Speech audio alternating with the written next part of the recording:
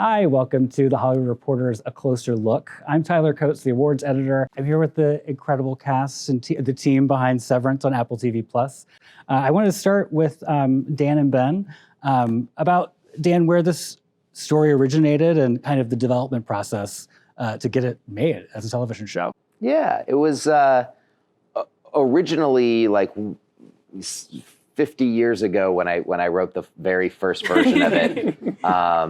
It was, like a lot of people, I had a job that I wasn't super thrilled with, and it was just sort of born of that because I was going into work one day and found myself wishing, I was like, God, if I could just skip the next 8 hours and somehow totally not experience that and just be going home right now, like that, I would 100% do that. And that was a kind of a scary thing to catch yourself wishing for. It's like, I want less time on this precious earth. And so but it occurred to me, I'm like, I would probably do that if that was an option. I feel like a lot of people would. And so the whole thing was kind of born of that. And then the story kind of, came out of it. And once Ben was on board, we tried really hard to keep it about that sort of central question of like, what is this weird impulse in us that might cause us to want to disassociate like that from certain parts of ourselves and our lives, and what kind of person might do that, and what would that story be? So we tried to, with all the thriller and other elements of it, we always tried to keep it really central to that basic human question. Right. Yeah. And Ben, how did this come your way? It came through our company, and Jackie Cohn at our company at Red Hour read it, and this was 5 years plus ago. And then, 5 years later, like nothing. It sometimes takes a little while. I know Dan worked a lot on it over the years and developing it and working on the season. And it was, but what Dan is talking about, that idea, that central idea, I think is really what the show is about. The first line of the show is, who are you? And I think that's sort of the question the show is about. What makes up our own, our memories, our experiences. Who are we when we're disconnected from those? How much of those make up who we are? So that was fascinating to me, and I'm glad we finally got to this point. It's definitely been a challenging road getting the show made, but a lot of good things are, I think. I broke protocol this morning. I was dusting the old group photos, the ones with PD, and it just made me feel sad. And I guess worried that I won't be able to run MDR like he did. That tracks. I have similar worries. So I took them from the cubicles and put them in the storage closet, which we're not supposed to do. We have members of the cast here. I wanted to hear from each of you what your first reaction to the material was and kind of what you were most excited about the material when you read it. And Adam, if you want to start. Ben first called me about it in January of 2017, I believe, and just sort of told me the big idea of the elevator pitch, so to speak, of what the show is, and I couldn't get it out of my head for the next couple of years until I actually read a couple scripts that Dan had written, and I just, my immediate reaction really was, this is exactly the kind of thing that I want to someday be in, exactly the kind of story I, as an audience member, gravitate towards and like to watch. And sort of just really, it sounds corny, but I kind of felt like if I'm able to actually land this job, if I'm able to actually do this, it's as if I've been sort of earning it this whole time, just getting to do something like this and play a role like this. So it kind of hit all of my pleasure centers just as an audience member. It's something that I really wanted to try and be a part of. Oh, how about you, Brett? Yeah, so from the first page of the script, you're on the journey with Helly as an audience, discovering what it's like to wake up having just done the severance procedure. And I was so taken by Helly's immediate point of view, which is so strong and brave and rebellious, and the journey of discovering, like Ben said, who am I in this world? Who am I at core? And who am I on the outside? What kind of person put myself into this situation? It was a really incredible challenge as an actor to wake up with no actual backstory, because the character doesn't know who she is. She doesn't know the color of her mother's eyes. And that drive to discover pieces of herself, to understand what it is that they're actually doing in the office, becomes this catalyst for the rest of the office. It's in this kind of status quo state until Helly blazes through and wakes everyone up, and they become this team to finding out that core question, like, who are we and what are we doing here? Yeah, absolutely. And if we can go quickly in the back, if you want to talk about, what you were most excited about when you first read the scripts. It was really good. That was sort of my first reaction. And my character, I was excited to kind of play, because I related to he kind of just, without really asking why, plugs into the kind of tasks he's given at the office. And that's something I really relate to. I'm a gamer, and so I'll spend like 4 hours trying to find this one specific rabbit, that like, and there's no real reason I'm doing it, but once I've committed to that, so I really related to that part of it, and his kind of extreme confidence in himself. It's a documentary for him. Yeah, essentially. So, So all of that, and the chance to work with all these, I was just very excited. What is a rabbit? Literally, like there's a game where you hunt animals. Like a rabbit. in a game. Yeah, Rabbit Hunter. It's that hugely popular Video game. I didn't know. I thought that was like a video game terminology. No, like, talking about find like the a rabbit. literal rabbit. It is now. Got to find the rabbit and then get to the thing. Yeah. Tramell. For me, I wanted a job. I was tired of waiting. No, it like Zach said, the script was just so dynamic, and there's so much mystery behind this world of Kier and this corporation of Lumen, and really diving into finding out what is this and who are we in all of this was really exciting. Patricia, how about you? Your character's so fascinating and gets a lot of stuff to do. Yes. Well, for me, the first script I read, I love working with Ben. We've worked together before.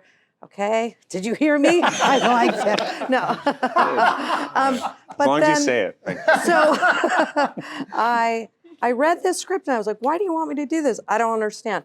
Who is this lady? What is she doing? What is this corporation? What's going on? I'm totally confused. And so they gave me all these answers that just made me more confused. And so basically at a certain point I had to I started thinking about cults and organized religion and all of this kind of stuff. And then the way you guys are talking about kind of who am I, discovering who you are. There's a part of Cobell that who she is has been totally usurped by this corporation. There is no her. The corporation is the her. And you can hide behind not knowing who you are or not even wanting to ask when you take on the power of the corporation. It's terrifying. Maybe you're no one under that. And that's part of what's weird about my other character is that's why she's kind of experimenting, stepping out of that. Like, oh, what is it to not be hiding behind the corporation? This is strange. So it was just weird. It was just weird. But I had a great time, and I love this project, and it's beautiful. I'm grateful to be a part of it. And John? I thought it was original, and I've done sometimes, occasionally, you do something that's original from someone's mind. It seemed like coming from somewhere, and then when I talked to Dan and Ben, we went out to dinner and, we discussed it a little bit. But I think the originality of it and I think the whole question, I think as you get older and you start to check in and you start to look at yourself and say, well, who really am I? What have I really done? I had sort of a crisis when I was around 50, and I went to my guy who's my doctor, and I said, I don't want to do this anymore. And he said, well, what are you talking about? And I said, I want to be like you. Like, he was, he's my doctor, Dr. Kutnick. And he said, well, you want to go to medical school? Like, you're 50 years old. And I was like, yeah, I want to like save someone's life. I mean, I was like serious. And then he talked me through what we do, and that there's value to that. And I, I sort of, went home and I was very depressed. I was like, I'm never going to be a doctor. But you have this feeling sometimes you want to do something, that's, you don't know what's meaningful. Maybe being a parent is or whatever. So I think that he raises some very, how you spend. That's our life when we're on the set. That's our life. That day, what we're doing. And not the result, but the experience. So I liked what it was about. Yeah. It is very original, as you said, and it kind of transcends genre in many ways. It's very funny, it's very tense and scary at times, and it looks phenomenal. So I wanted to talk about, how you kind of balanced all those tones visually, and Jessica, if you could kind of weigh in on that. How we balanced the whole thing visually. It was a process. We definitely had a lot of time to create the aesthetic of the show. And if I can speak to something that you guys were talking about before, I was terrified of the script. The writing is amazing, and there's so many opportunities for amazing mise en scène in it. But as a cinematographer, it was quite scary to approach something that was all office-based. So it kind of personally pushed me really, really, really hard to find aesthetic things in that world, and then having such a good production designer and working with Ben, everything kind of came together magically. But we really had to dig deep. I think we did a lot of research on photography, and we reference a lot of movies and we watch a lot of things together that kind of like push us to see things differently, but photo was a really strong reference for Severance. What were some of those other, inspirations in terms of when you were writing it? Were there other things that you were thinking of as kind of sparks that you wanted to build upon? Oh, yeah. I mean, story-wise, there was a ton. I mean, and anytime I make a list, I'm always mad that I left one off, or left 10 off, because there's so many, it's not a show that was sort of easily built out of other, it's not, The Matrix meets Seinfeld. It's. But I would like to see that. I think we have a winner idea. That would be fun. You could play the doctor. Yeah. All right, you heard it here first. But yeah, I mean, it was like it was everything from like, the Matrix in Brazil and being John Malkovich to, The Office and Office Space. And, there was like, for some reason, a lot of like late 90s stuff that sort of deals with the nature of reality, like The Truman Show and other, story-wise. I mean, a lot of that was sort of happening as I was sort of learning to love film and learning what I loved about film and story. So I think a lot of those, that's when The Matrix came out too, and other stuff sort of made its way into it.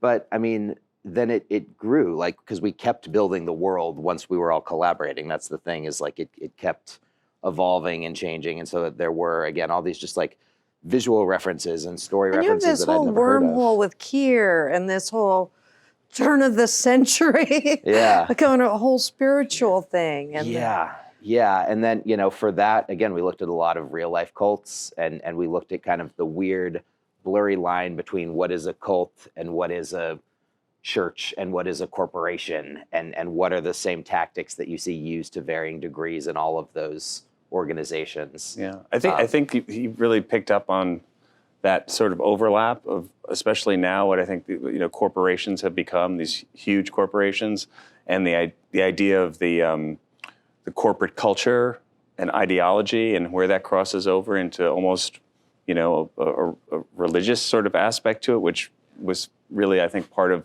what we talked about a lot about was the history of the company, and really understanding what Patricia was saying, the history from Keir Egan founding the company in the 1860s, what that what that history was and how it became what it is now. The things that the audience maybe won't ever know about or might know some of, or all these questions that are there it was really important for me, and I think for all of us to have some understanding of what that was, so that then when we didn't say what was going on, we had a sense for ourselves of what it was. But that was, I think, we spent a lot of time talking about that. You find out what happened? She's in the break room. Shit. Is that because of us? And we're not allowed in the outer hallways anymore till we hit quota. So, no more interdepartmental visits! Are you serious?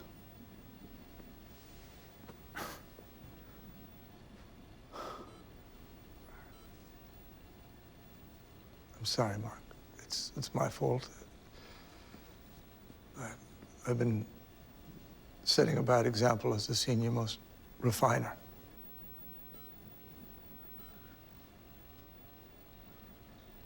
Which way'd you say it was to O&D?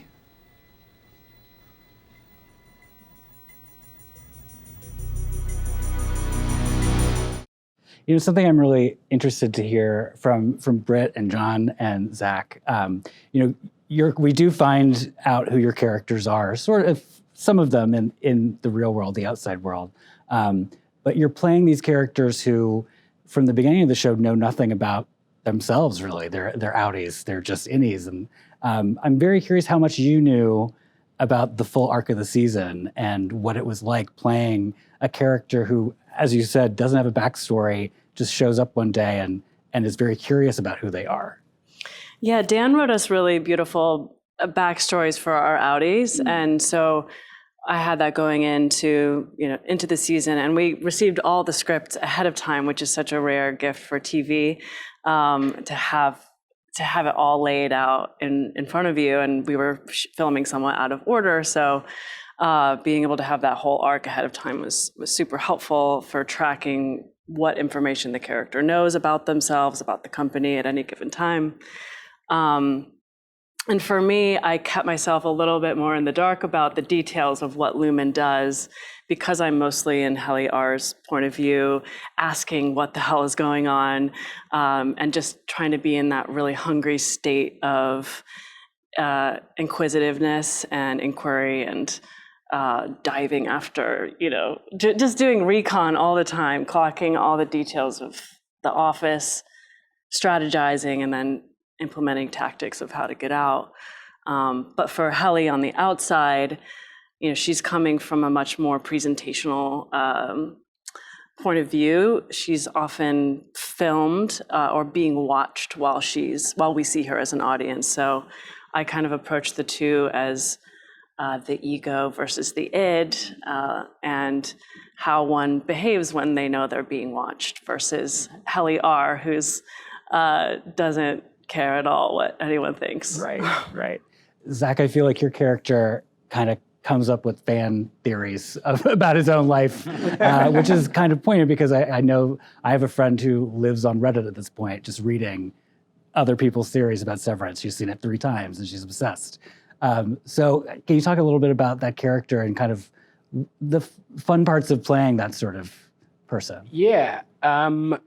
So earlier you were talking about how much of the whole arc of the season did I know. I knew the arc of the season, but beyond that, I kind of didn't want to know a ton more about the character.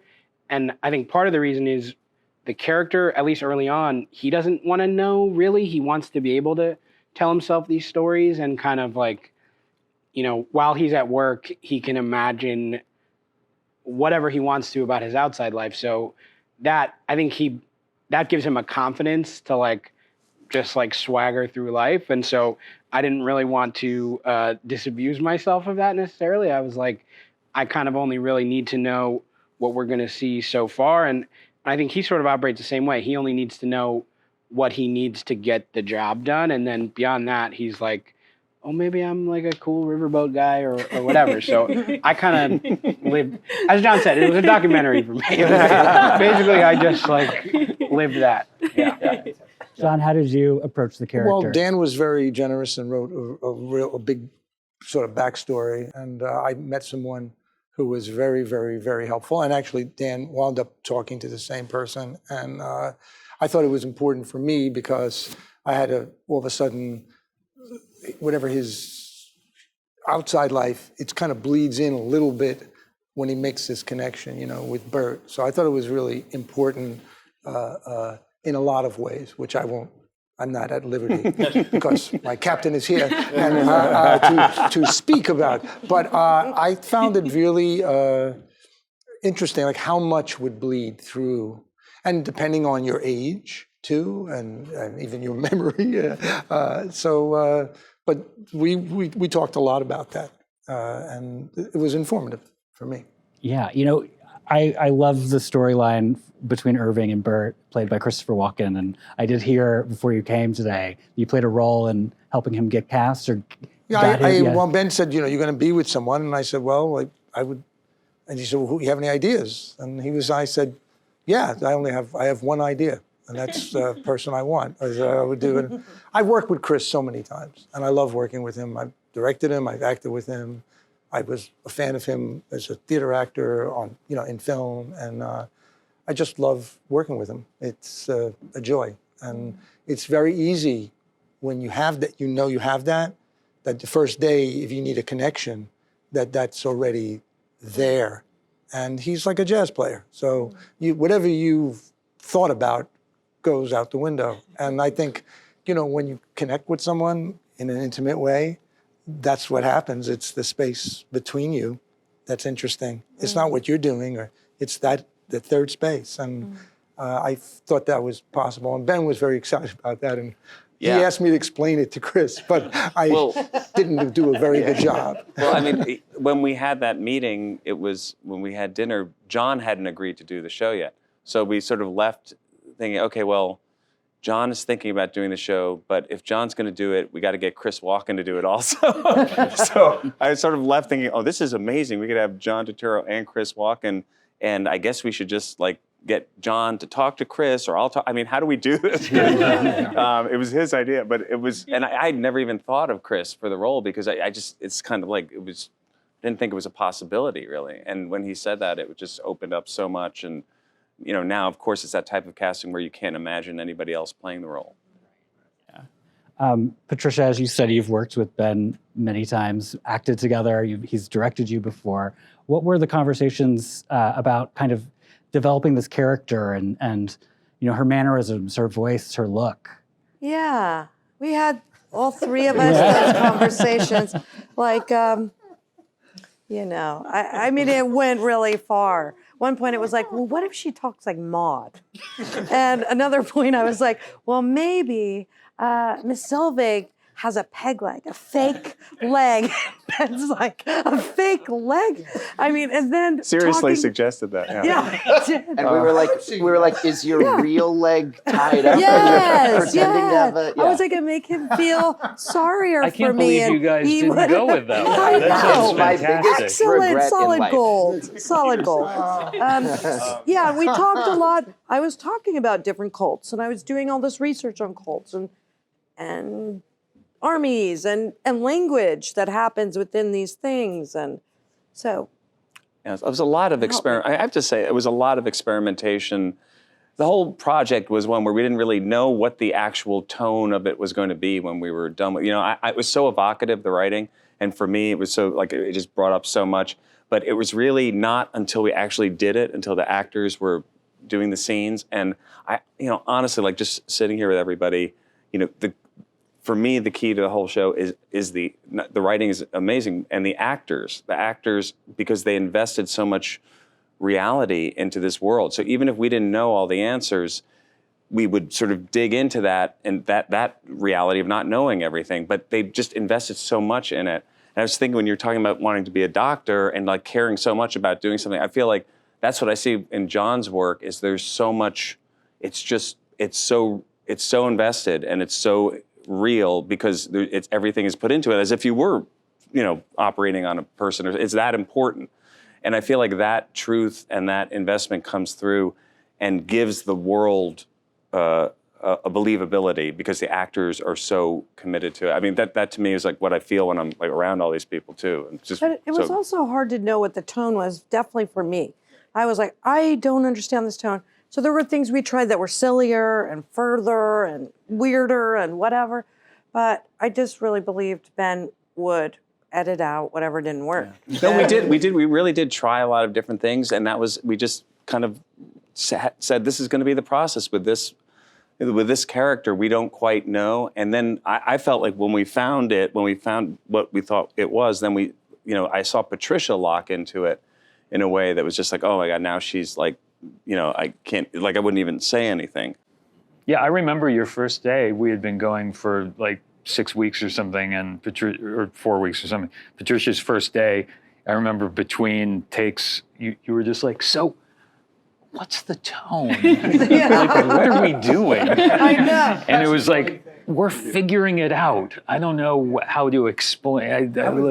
And we just sort of really hard with that. kept Sometimes figuring it out. When Ben would come out of the room, I never said anything to him, but it took like weeks. But you would see him like he looked like he was coming out of like surgery or something, and you would see his face like, and then I realized, oh, he's searching for something. Like he doesn't know, but he knows enough to keep, experimenting. And then you really have to say, okay, that we're part of that, and we'll try to figure that out, and that's it. And that's kind of the fun of it in a way, Tramell, your character, all these characters kind of live between two worlds. We only see you on the inside, but you are in this management role in a way. You're kind of friendly with this group, but also very disciplinarian with them, I would say. What's it like playing those two sides in one person? Well, it was quite a delight. What you don't know is that Milchek was voted friendliest at the Logan picnic. You got the cheer award. I did. Go. Possibly best dancer too, if you're having. 100%. Yeah. No, it was really interesting stepping into this world because I was finding the why and the how about this guy. What is it about this company, this organization that he buys into? And what is it that keeps him coming back and him being the keeper of these secrets? He knows everything about the people that he governs and oversees. And to have that level of control and have that connection with Cobell, who I feel serves as a mentor for him, to guide him along the way was really fun to be in those worlds. And I think this is a guy who's used to being in control. It all shot to hell when Helly came in, and just never got that control back. I think the theme of having control, losing control is something that a lot of the characters experience, especially Helly, I would say. We find out that her Audi is very established, very, kind of this commanding figure of her own, where on the inside, she is just as commanding, but confused maybe. So I'm curious about, how you were meshing those two characters together, maybe for everybody, because I feel like everyone kind of has a double-sided coin that they're playing in a way. Yeah, I think, this show is obviously it touches on duality and how it's such a human thing to be at odds with ourselves. In Helly and Innie and Outy's experience, it's obviously an extreme version, and you watch a character literally wage a war against herself. And there were so many times when it was actually hard to play Outy Helly because of the cruel way she was speaking to herself. But I think that's so relatable. We do speak to ourselves in our own heads in a manner that we would never imagine speaking to someone else.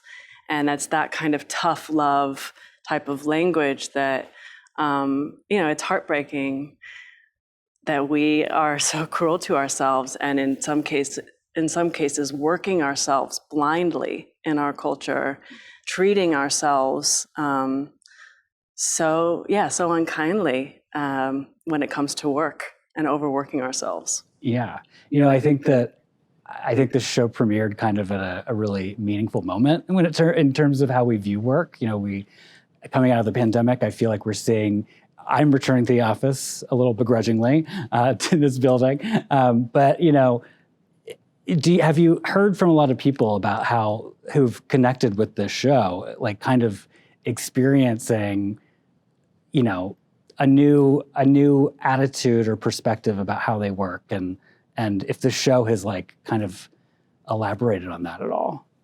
Dan, have you heard anyone say that? Yeah. I mean, well, having caused the Great Resignation, you know, I feel it is an amazing time that this show came out, and a lot of it is just fortuitous. You know, I remember thinking that, you know, when we first came back into production, you know, it was mid-pandemic. We didn't know the degree to which sort of office life was going to be coming back. And, you know, I was like, oh God, are we making the least relevant, most like comically ill-timed show of all time? You know, this workplace satire just when the workplace is going extinct. But I'm glad you never said that to me when we were shooting. Yeah. I had a note written to you, but I never gave it to you. Yeah, it was, but the crazy thing is, like, as we were making it and then as it came out, you know, we realized that the context had just changed. And, you know, if anything, the work-life balance is more elusive than ever now, I think. You know, a lot of us work 10 feet from where we sleep. And you know, in a way, we crave the office, some of us, to an extent. And you know, it raises that question of, why would we choose this? What is it that we need that we're getting out of when we go and clock into a place and separate and become somebody new? So yeah, that combined with, you know, this sort of rethinking of work and how much of ourselves we owe to work and how much of ourselves we should keep, you know, for ourselves. I think that there's a huge moment of people sort of reassessing that right now. And so it's, if anything, it's sort of, you know, it's the best time for the show to have come out. So it's interesting. It's fun to sort of see the show becoming part of that conversation in some way. Yeah. No, I was just gonna say, I think that it does bring up this really interesting question, not related directly to that, which is like, how important is work to our identities and to who we are? I know I always have liked to have a structure and a place to go, or a project to work on. But that question of how we identify ourselves with our work, especially if you're a creative person, is, you know, I think one that's really can be hard to figure out, you know. But there's something that I think Dan hit on with this idea of our work self, and it's almost like Chekhovian or something. You know, we must work, and you know, it kind of like it gives you purpose, it gives you meaning. But these people are spending all day doing something that they're, you know, basically they have no idea what they're doing, why they're doing it, who they are, or where they are.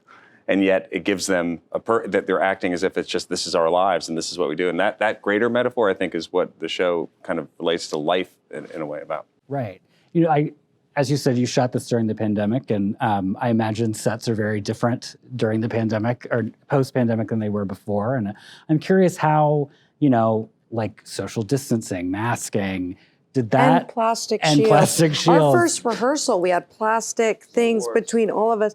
So there was so much forced division, which maybe helped this kind of artifice world that we were kind of trapped in. But I had a argument scene with Natalie, and I was freaking out because we didn't get shots. We couldn't get shots yet. And I'm yelling in her face. And I'm like, what if I actually hurt this woman? What if I hurt her? You know, there was a different level, you know, that I was concerned with this unknown danger that was also kind of a part of work. And you're doing that while kind of not playing a person who cares only for herself in a way. Or maybe a higher power that she's following, Right. but.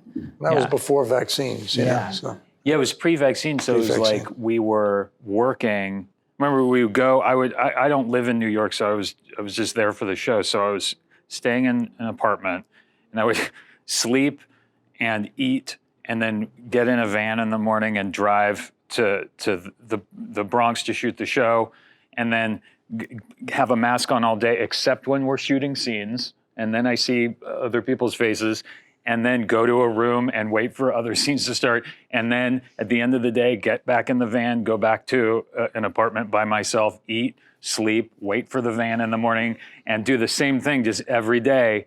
And it started to feel like a very Severance-y world, this existence that over the course of all these months, it just kind of, I just got so used to it, and it was so strange and transactional, but it really kind of helped feed the show. I felt it kind of all made it feel of one. I did feel like I was going to lose my mind. Yeah, at a certain after point. a while.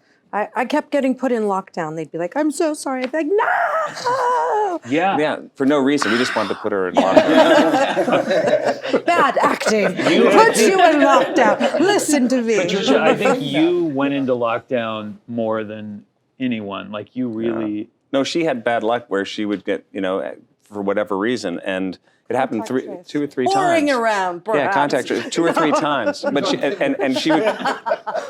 I don't want to say anything. We met there. Wait, what? This is taking on a whole We're other... going off the rails over here. You'll edit this out, right? But I mean, Patricia really was living that isolated life too, and it was crazy. It was really... It was really crazy intense. Yeah. We were not allowed to pet the baby goats, and that was a big problem for me. Well, yeah, because there was the concern. I mean, some of us still did, but because there was the concern that you'll have pet COVID onto the goat, and then somebody else will. The pet goat was the more same protected goat. than we were. Yeah, So, but yeah. I think it was they were worried we would transfer it via the goat. Right, but the goat couldn't get COVID. No, but it could be on the I don't know if goat. you've ever seen goat COVID, but it's not great. It's not a joke. You're not a vet. Special thanks to the health and safety. Yeah. They were amazing. I petted those goats. I was in them all the time. I wasn't in those scenes. As I said, there's a lot of fan theories about what it all means, what the secrets of this world are that we have yet to discover. Have you been engaging at all with kind of the fans and what they think? Is it something you try to avoid because you don't want it to like influence you, or? Yeah. What I've learned is called a lurker on Reddit, where I look at it, but I don't really comment. And I think it's a bad thing. I think you're not supposed to be a lurker. But it was something that I was sort of counseled not to look at all because, you're going to get in your head. And it's funny, even people on Reddit sometimes say, they're like, Dan Erickson, if you're reading this, you should get off Reddit because it's going to, and so I do, I try not to engage with it too much because it becomes this sort of cyclical echo chamber thing. But it is, the fans are part of the show now, and the way people are perceiving it is sort of affecting what it is and the life that it's taken on in a way that I've never experienced before, and so it's really exciting for me. But yeah, I think it's a mix because you do want to pay attention to what people are falling in love with and what people are excited about, but at the same time, it's we've always sort of had an idea of what this story is and what we want it to be, and so there's an element of wanting to stay the course too. Yeah. Has anyone else been lurking, even trolling on? just A lot of people said they were upset they didn't get to see Dylan dance. Oh yeah, you were too mad. There was like a lot of people saying Dylan I'm needs to mad. be dancing. I'm mad about it. Yeah. Did you even dance in between takes? You couldn't stop really. Zach from dancing. I can believe that. Yeah, I think Christopher Walken and Tramell should have a dance-off. That's a great idea. Yes. That's a great idea. Okay. Serious. I guess one last question for all of you. You brought up the baby goats. What is the deal with the baby goats? Can you tell me anything about the baby goats? All I can tell you is that the consciousness of all the main characters are going to be put into the goats in season 2. That's all I can say. Perfect. That's not true. That's not true. That's not true at all. Well, I'm very sorry that no one got to pet the baby goats because that does seem Well, like we a got to missing. pet the Well, of did, course, actually. yes. Well, but- apparently some did. Some people petted baby goats and broke rules. Yes. Or goat VIPs. Yeah. They were also like eating the sound chords and jumping all over the dollies, and it was right. total chaos that They day. were real assholes. It's, I mean, when you bring goats in, it's going to be chaotic. Yeah, absolutely. Well, thank you again so much for all joining me for a closer look with The Hollywood Reporter.